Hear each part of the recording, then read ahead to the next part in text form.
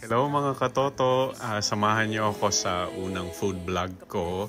Bisitahin natin ang Laverian Cafe located sa Purok 6, Santander Street, corner St. Joseph Avenue sa Cabanatuan City. Ayan, winace ko lang siya at dinala niya ako dito sa lugar na ito. Ayan, al fresco dining siya. Serving coffee and Italian dishes from pasta, pizza, salad. Pero coffee talaga yung kinikrave ko. So I look for a coffee. And ayan yung lugar nila mga katoto. So Instagrammable naman.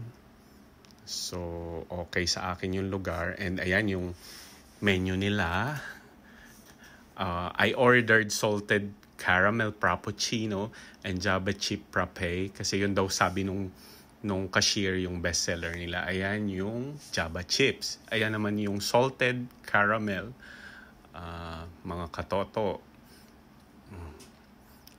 Pero mas approve sa akin ang salted caramel. Yung presyo nila below 200 pesos lang for the coffee. So tamang-tama lang naman. Hanggang sa muli. Bye!